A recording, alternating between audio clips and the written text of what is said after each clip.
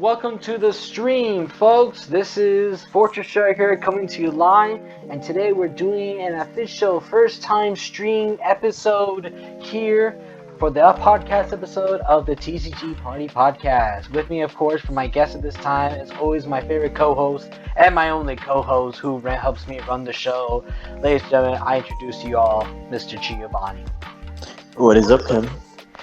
Pretty good. And thank you so much for coming up to the stream. I know we're actually getting a lot of good viewers right now. This is pretty incredible. Wow. It's always nice doing everything live, you know. I'm trying to work everything on my laptop here because whenever I do my streams, I'm on my PlayStation. But when I'm on the computer, it's a little bit different. But we're trying to work our way with this microphone. I don't know what the hell is wrong with it. I mean, it's our first time doing a live Twitch stream. We figured that, you guys might like this more than, we know you love the YouTube videos, but, we figure you might like a live interactive chat with us. We want to hear your comments, you know. Yeah, we do. And because it's Twitch, we're gonna low key the whole getting a bit too far sometimes.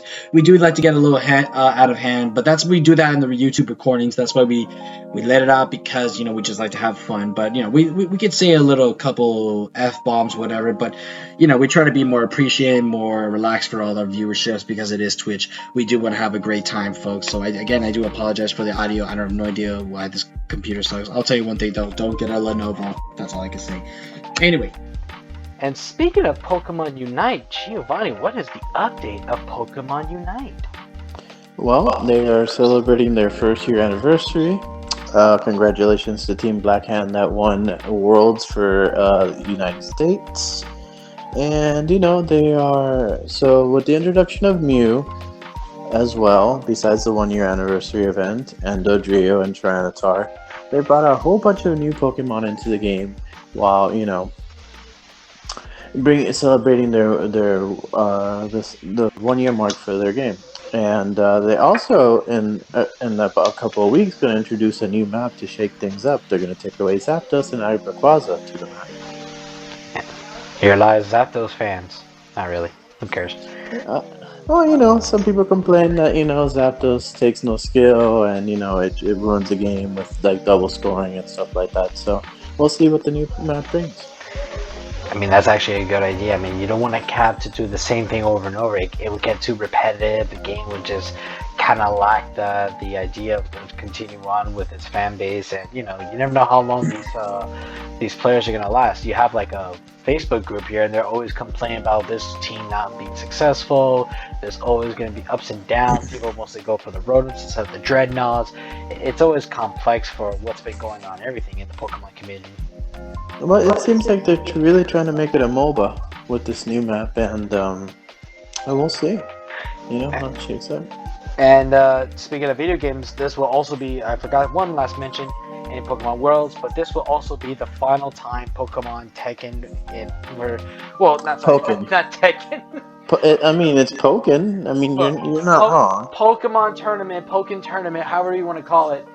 The fighting Pokemon game will not continue on. They will no longer do their tournaments. They are officially done. They are moving on. So main focus with Unite. They haven't done much updates, even when they brought into the Switch. No DLC characters added more, nothing. So this will officially. It's funny because they put it recently on sale on Switch too. And they gave like a 3-day free trial for the people that subscribe to the online service. So it's interesting. Yeah, so that's the end of that. The Pokemon Worlds, and again, I do congratulate all the 3 people who've worked real hard to all their stuff. So the winners of the Master Division, Gustavo Wada, Brazil, for his Rapid Strike Urshifu VMAX Darkness Toolbox deck. Caleb Rogerson of the United States with the same exact deck, and for the Senior Division and for Junior Division, Nathan Ulstercat of the United States with his Arceus V-Star deck. So congratulations to all 3 of these players, and we wish you the best of luck, and we will see you all next year's Worlds at Yokohama, Japan. So with that, we'll see you the best of luck. Yes, I think it's a great thing. I think London was super successful. The streams were awesome. It was super interactive watching everything, and I can't wait to see what they're going to do. That's right. And we did actually did a review on the weekend of the stream as I was at Cool Stuff, and of course, a lot of people were having mixed emotions on one of the players who used a mute deck, and apparently they were doing some weird misplay that the judge allowed, which is like some sort of victory. It could happen sometimes that there's always going to be a lot of problems with the whole games when you make a misplay in these world tournaments. It's really different compared to how you do it here in card shops, because in card shops we just play for fun. We do a couple of fuck ups or anything, but it's not the end of the world. We try to make it better. But when it comes to these world tournaments, the same thing like in YCS's or Magic the Gathering tournaments, worlds and everything, or DBS worlds or whatever, they could pretty much be for real. This is the real game. If you're in like they do in the animes, like say for example in Yu-Gi-Oh, if you gotta be in a major tournament, you can't fuck up the duel. Once you make that play, it is the final call, and there's no coming back after it. There's no, hey, I messed up, can I take it back? No, this is a serious game. Now, Pokemon, of course, isn't as much serious as like the other card games are, but at the same time, if you're in it to win it, you gotta play with your very best, like no one's ever was. Remember that. That's how the theme song tells you. You learn from the theme song, you learn from your childhood, you learn from everything. Always remember that. Okay. Can't wait for the Ash versus Cynthia battle in the anime. Speaking of things. That's really true. And then they'll move on to the Arceus story, which is gonna be based on the Legends of Arceus game, which is gonna have Dawn in it, which is gonna be awesome because they do have her character from as an ancestor in the game. Anyway, our next topic we do also for Pokemon, we also have is the upcoming Lost Origin sets. So for many of those who don't know, Lost Origin used to be an archetype that basically had banished zones called the Lost Zone. And there used to be effects that basically you place certain cards in the Lost Zone, which will resolve into certain effects. Yeah, kind of like Dragon Rulers were in Yu-Gi-Oh! When they used to run the Banish Zone and make the entire Banish Zone broken for the game. It changed the whole landscape of what like Yu-Gi-Oh! Did back in 2013, and it was crazy. You know what I'm talking about? Yeah, I believe so. So I'm listening right now. Yeah, and so this one's gonna have basically the Giratina. It's gonna be having all the final cards that are based off of the continuation of the Arceus Legends game. It's gonna have, of course, if you guys have not played it, this will be a spoiler, so cover your ears. 3, 2, 1. It will have Volo with Giratina in the set, of course, because that is what's going to make the deck broken. And Giratina is representation of the Lost Zone as based on the story, as Arceus banished Giratina to the Lost Zone because of all his destructive matters, and so that is the reason. So you're going to have that, you're going to have Aerodactyl Vs, you're going to have, of course, Electivire Vs, you're going to have, the Hisuian Vrooms, you're going to have a lot of good cards, and also it's going to have the Shiny Radiant Gardevoir that's going to help a lot in the set. So be prepared. And we are also been updated. Okay, so Lost Origin also will be coming up in September 9th, so don't forget that. But we also have been updated. We're getting a new set coming in November after Lost Origin called Silver Tempest. And this is an interesting one because this one, Geo, is going to be the final Sword and Shield set, because we've already been revealed at Worlds that we are getting a new set for Generation 9 of Scarlet and Violet. Of course, they're going to be Scarlet Violet base, because that's what they always do in every set. It's always a base set. And they're bringing back something, but I'm going to tell you before this that we are going to have Silver Tempest. It's going to have Lugia. It's going to have a Alolan Vulpix V. It's going to have... I know there was 2 more cards. There was going to be... Oh, shoot. There was like 2 more cards, as I remember, that is going to make the set look interesting. But it's really unique. So you'll be getting more updates, but we're getting more cards coming out soon. So remember, it's Silver Tempest November 11. But yes, we are going to get Scarlet. We are going to get Violet base set. And the return, folks, because if you haven't seen this in Worlds, they revealed it. The return of EX. And that I saw that. It's going to be amazing. I was like, holy crap, Ola. Was not expecting that. Nobody was. I was coming home I was leaving work, tired. Looked it up and I was like, oh my god, EX, that's so amazing. That was so broken. Everyone at Worlds marked out to see the return of EX. Mhm. So it's gonna be so unique seeing this, and we've yet to see the reveal of what the cards are gonna be with new legends, because they want to keep it at the download until the actual updates or the game release. So please be up to date with the Pokemon channel, and when they do talk about the video game. So we'll go ahead and get set and get ready for that. Next thing, which is the Bandai Tcg Updates. Which is where most of our viewership comes from, guys. I know you're excited to hear us talk about Bandai games because it's been a while, right? It has been a while. I know you love my thoughts, on this and Noel and everybody, what we're doing, what we're playing, and I already see the hype in the chat, exclamation hype, because Bandai, keep going, man. No, go ahead. I know. Thank you. I mean, we love Bandai games. We love Dragon Ball Super. We love Digimon. One Piece we are gonna try. We try everything because we enjoyed playing Yu-Gi-Oh for a while, and then we just branched off to DBS and we fell in love with that game. So, referencing Dragon Ball Super, we'll start off in. Zenkai Boost, their newest set, Kevin, they introduced a new mechanic called the Zenkai or Z deck, right? Mm-hmm. And it's basically, it seems like the XYZs for Dragon Ball Super. You create you use, when you combo, you get Zenkai energy to produce some of these new Zenkai cards from your extra deck, and it becomes a part of the game.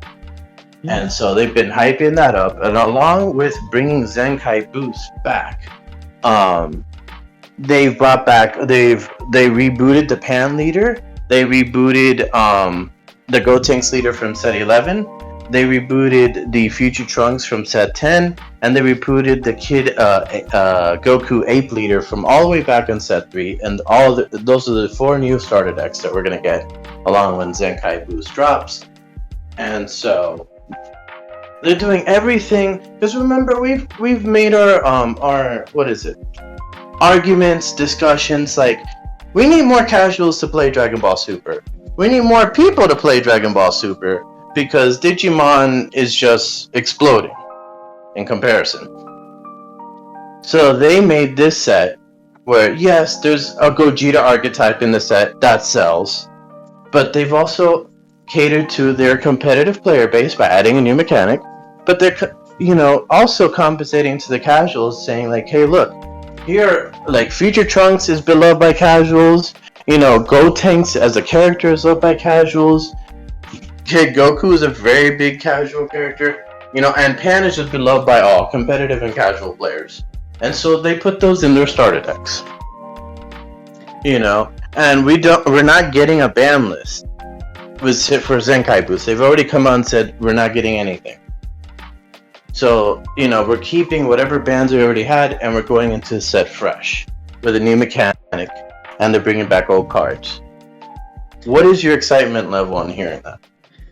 Okay, as you were talking and explaining, I went to go ahead to the DBS card game site, and what they did was that there's one for Dawn of the Z Legends, and what they did was they just took the original Galactic Battle first original set where Dragon Ball Super card game came out, which was originally made back in 2017, and all they did was they rechanged everybody's design. So you have Gohan and his Ultimate Gohan, you have Piccolo with Makin Kosopo, and then you have Super Saiyan Blue Vegeta and Goku, but now you have Gohan from the movie, Piccolo from the movie, because you can see his skin look a little brighter than ever. You still have Super Saiyan Blue Vegeta, which is supposed to be his Ultra Blue form, but it just looks the same, because it just changed his attire. And then they put UI Goku, which is, I don't know, well, to me, first of all, if you're gonna do this design, folks, it's kind of lazy the way they did it. But yeah, no, I like the concept, because this is what we kind of once talked about. It needed a reboot because they were doing pretty bad. Because for many of us who never listened to the original podcast, the DBS podcast, let me explain. We originally did the idea of the podcast talking about the Dragon Ball Super card games during the time of the pandemic. We talked to death about all the cards that were coming in that was since set 1. and we were talking about during set 9 to set 10. And during those times, we were basically seeing all the cards doing well, but the mechanics and the archetypes were changing up every 3 sets. And they usually would do great, but at the same time, they were just doing awful. And it was killing the game, mostly Desperate and Nursery. And I started leaving off the game by set 12, and it just got dragged, and it just felt like the game was just out of place. It just wasn't creative. It wasn't fun. The community was just getting worse. We stayed in Unison Warrior a bit too long. That was the issue, and they stayed too long. But we felt like it needed needed rotations. They needed to do something productive. But I don't know, because I was giving pride and hope for Dragon Ball Super, but they just kept dragging it down. And then when Digimon finally was released, Bandai took more focus on that game because it was more successful than Dragon Ball Super. That Super was just felt like yesterday news. I mean, it's also their IP, but yeah, the Digimon game has been more successful than Dragon Ball Super. It was, but it was also problematic too. But you know what? This idea, I like that, your concept idea of having a balance interests me.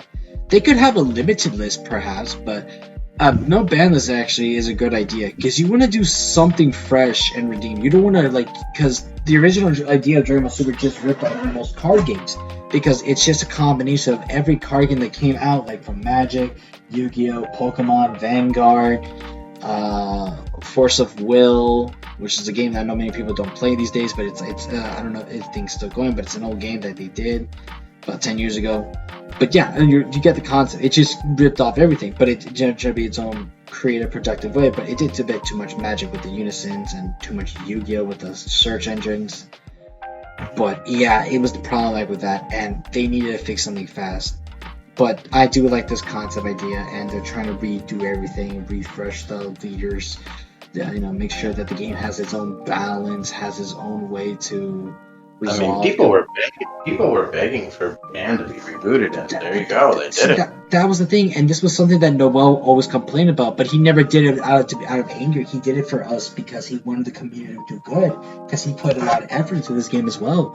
And if you're not doing a lot of effort, if you're not listening to your fan base, and you're not trying to give us the fair way that we're trying to keep the game balanced and keep up the work, well, you're not only failing the community, but you're failing yourselves as well. And this is all the hardware that you guys are putting into that you're just seem to getting lazy about, and that's a problem. I feel like with this, it's gonna. I think old decks can be very good, and people that liked all the old stuff, they could start playing with the new stuff, and it seems like a big carryover, and that's just something they exactly need, Not only do they have the One Piece game that's already having its pre-release demo deck era right now, and it releases at the end of this year, but Battle Spirit Saga will launch next year as a competitive cash tournament card game. So they're going to have 4 games. Four games by next year. It's going to have 4. And I don't know. I mean, I don't know if they could have 4. I'm a bit skeptical, if I'm being completely honest with you. I think of the 4, Digimon TCG is the safest one of all 4. Oh, yeah. One Piece is just starting, right? So that's kind of unfair to compare it. It doesn't have a comparison. But they need something to provide Dragon Ball Super, because it's funny because Otakon and too many games, and a lot of these Gen Con, a lot of these cons have already come and gone, and Dragon Ball Super had bad showings at everything except for Gen Con, from what I saw in the numbers. And PBG Tampa was just this past weekend. They only had 37 to 39 people for DPS. Not the greatest showing, but But that's not a good number. If you're gonna have that low number, then that means you're not doing well for the community, especially in Florida territory, because we mastered Dragon Ball. I mean, don't forget, exactly. We made it bigger here with PBGs from here in Miami, because we have George Machado here, who basically has been helping up set up the whole concept of Dragon Ball since day one when they started moving in 2017. Everything, they put a lot of work on that. They had guys like Marcel Russell, they had Peter Catani, they had many of these legends around. They're not even around in PBG anymore nowadays.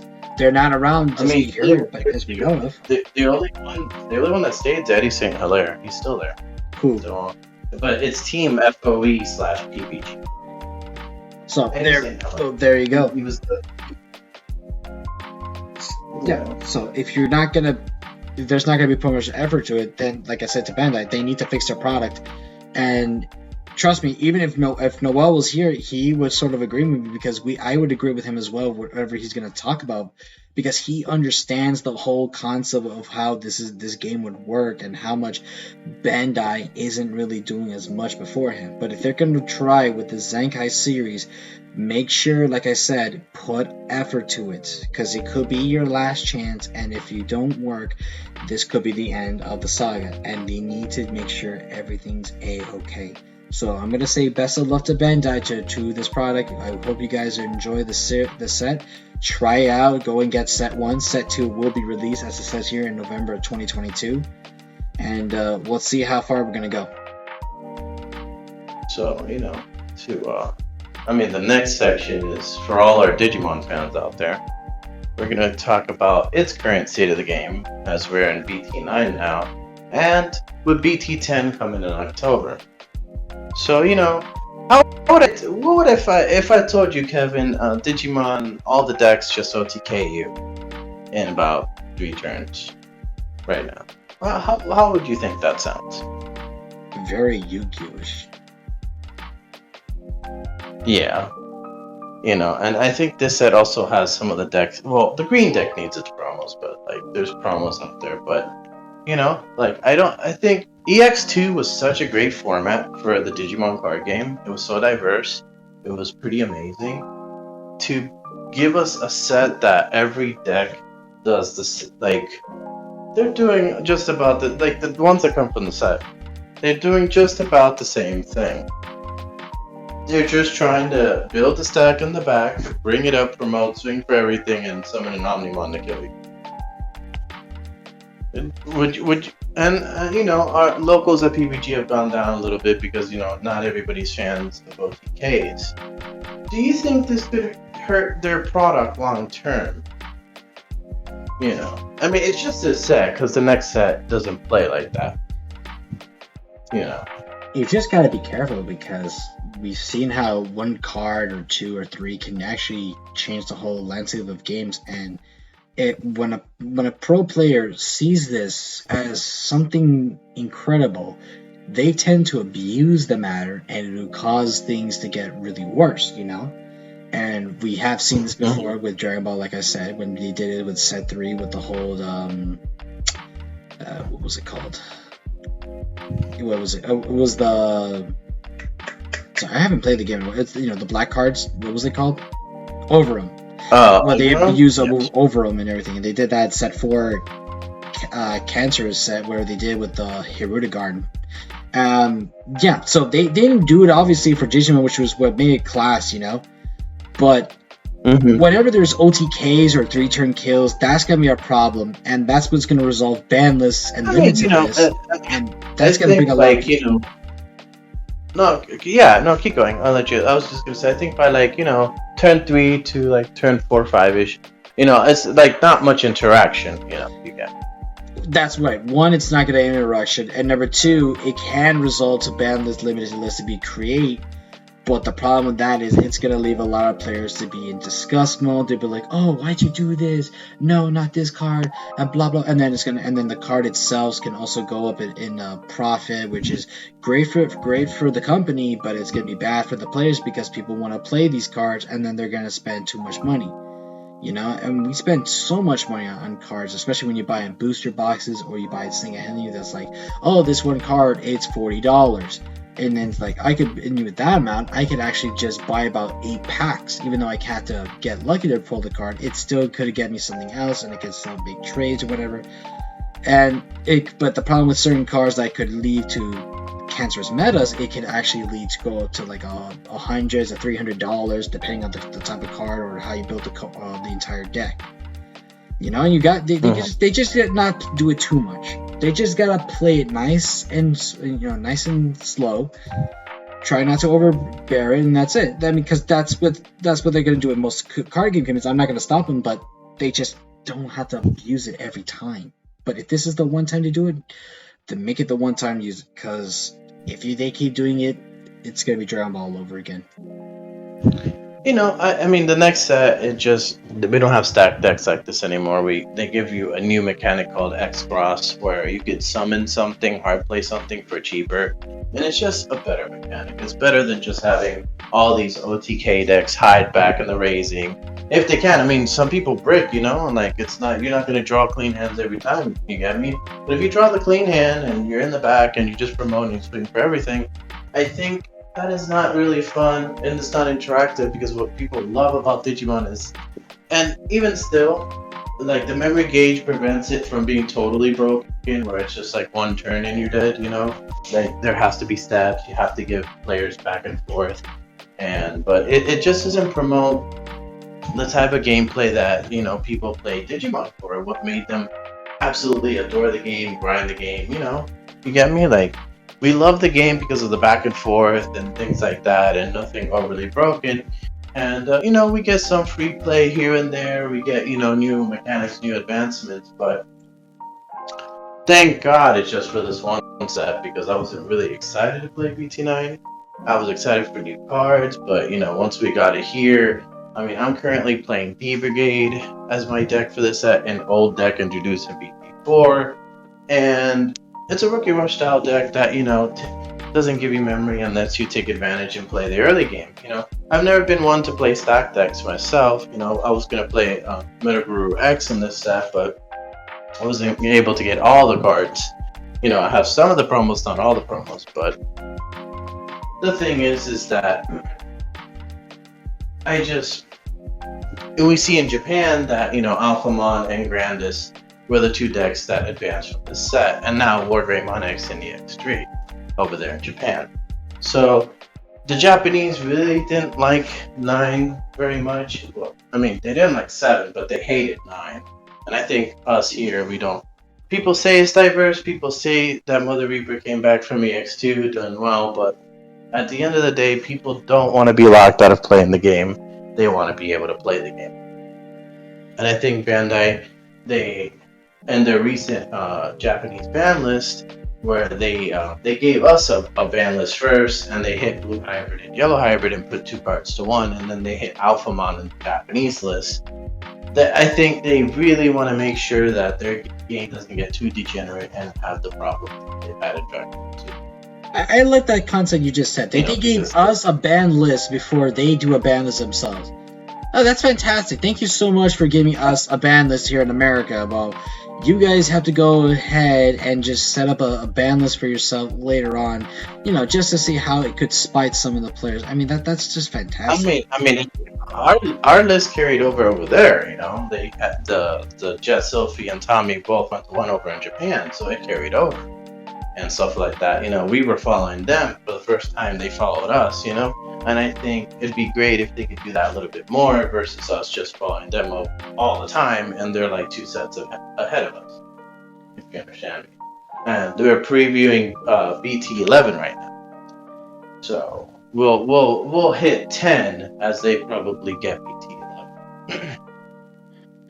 So I mean, I think they need to do the best for this card game in particular. It's their IP, it's their baby.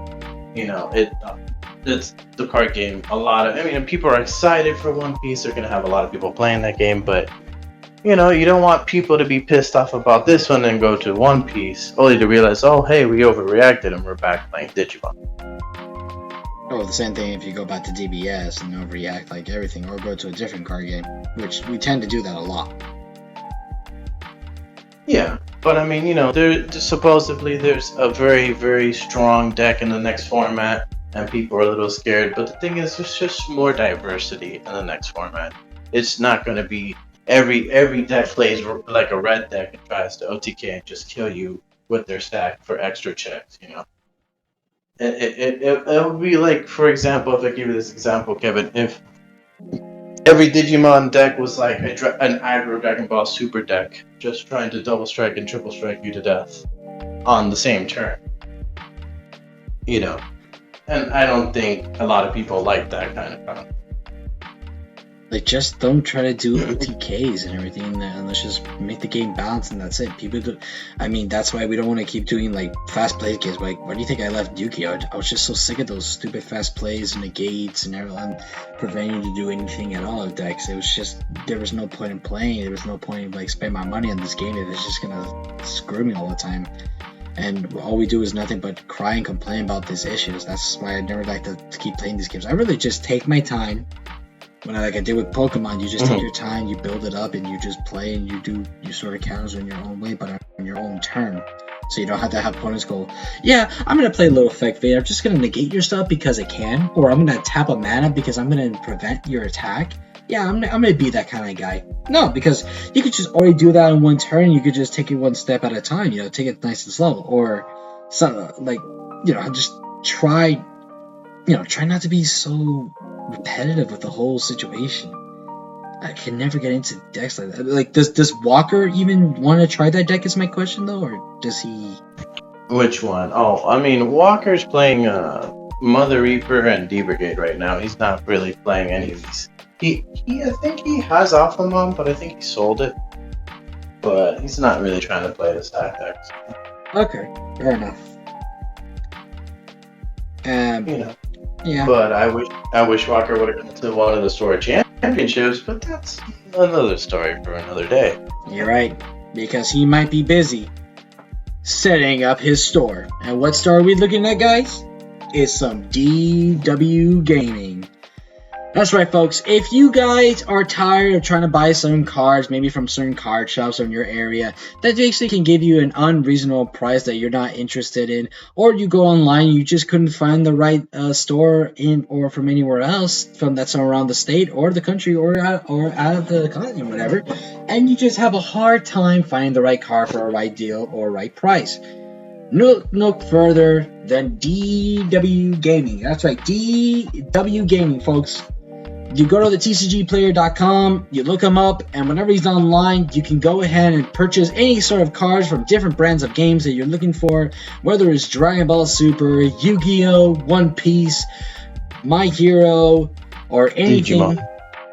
Yes, anything relevant and exclusive. If he has the cards you're looking for, he will sell it to you in a fair, reasonable price. What's the best percentage we get from DW Gaming himself, Mr. Giovanni? He gives you the lowest prices on there, and he's always the top rated lowest seller on TCG Player. Right there, top That's rated. right, folks. DW Gaming. That's right, top rated. He's guys. got your back, and he's got your cards. And not only that, folks, not only if you make that purchase in the sale, you're not going to wait 1 or 2 days to get your cards ready to be notified when it's going to be sold. Once he gets the results of that information, he's automatically doing every ounce of speed as the Flash does, and he's going to grab those cards and put them in nice seals, nice condition, stamp it, send it to the mail, and bada bing, bada boom. You've already getting your cards, and he'll give you a fair deal in case you're unsatisfied, and he'll send your money back guaranteed. He is a fair man. He'll do all the work. This is a one-man show. He does it all. That's DW Gaming. So, to further continue the Digimon and wrap up the discussion, I think BT10 is going to be such a better set for the game, even with Shoutmon existing. I can't wait to get out of this format. The decks are cool.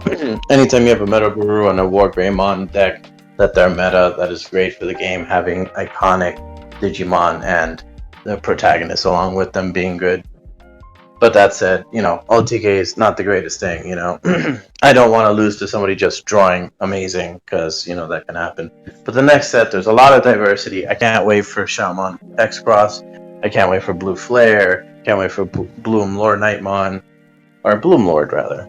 And Dark Nightmon X. I can't wait for the decks. It's just better time.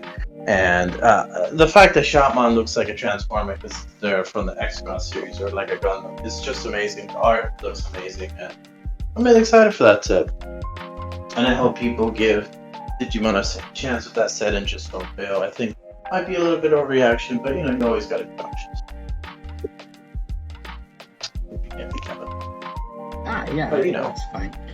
Yeah, you're excited for Digimon Set 10. I'm excited for Lost Origins, for Pokemon.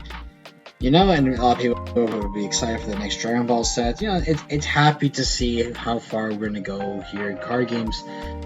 So far it's not been a bad year for card games. I know it's been tough for these past couple of years, but we're trying to get by. And by 2023, maybe we'll get something new and fresh. We are, like I said, getting the Pokemon Scarlet Violet set already starting up for Gen 9, with the game coming out released this year. Digimon gained some more support and try to get things back in order.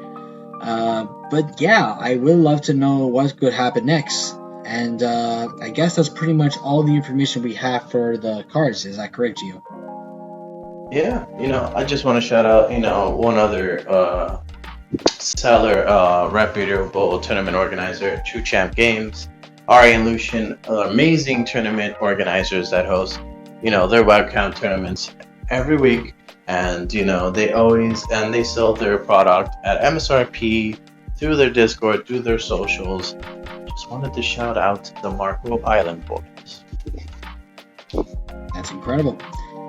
All right, folks. So that'll be it for tonight's episode of the TCG Party Podcast. We do thank you for everyone to coming into the stream, taking off our show, getting all the proper information. We will be back for the next episode sometime when we can, when updates. We'll probably might do it monthly, since we do get good amount of information coming in. If we get something very important coming soon, we go ahead and we'll be updated. Do check out the Facebook page of the TCG Party Podcast, where I do all my updates. Check me out here on streams on Twitch if you enjoyed today's episodes, would like to be updated, or check me out on my gameplays. Follow me up so you'll be notified when I'm online, and I'll go ahead and do mini games. I played Spider-Man. We did recently a wrestling pay-per-view, which I had a lot of fun. Do check that video out. I do play some Fall Guys here with Geo as well, and of course with DW Gaming himself. That'll be Walker, also known as Warfare. So do check out his Twitch. He'll be on tonight later on by around 10:30. And do go ahead and follow up. He's doing pretty good so far, and he's doing a hard work man. And also, don't forget, most importantly, to check out my YouTube channel at Fortress Striker. You guys will be eligible to go ahead and see all the content from previous episodes, including for the DBS episode, through all the way to the TCG Party Podcast episodes, and updates of anything I do, reviewing like my recent box openings of Astral Radiance, and including 3 Pokemon trainer set box packs. You can also go ahead and look us up no further. But with that, guys, we thank you so much for watching the stream. We will catch you on Wednesday. I'll be doing another stream. I will possibly be doing some Spider-Man to get back to the story as we continue the storyline. And without further ado, guys, we thank you for watching. This is goodbye from Giovanni. Just like the tribal chief, acknowledge me, Twitch. And this is the Fortress Striker signing off.